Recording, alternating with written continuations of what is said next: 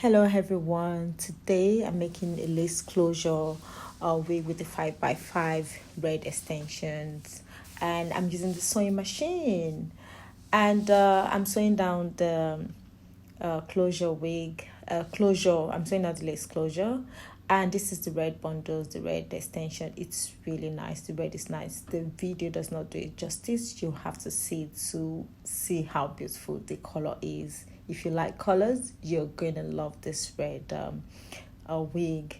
So I'm sewing down the hair now on the dome cap. I'm using sewing machine.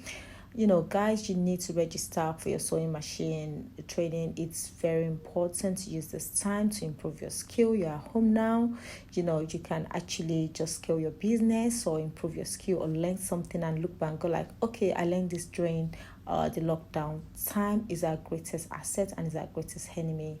You can use time to work for you. You need to think about learning. Our contact is in our bio on how we're going to teach you.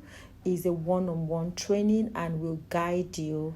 You avoid the time you wasting to learn the frustration. We'll take that out by guiding you towards the right direction and giving you the tricks and to learn faster and to learn effectively. And so this is the finished look, and that's what it looks like.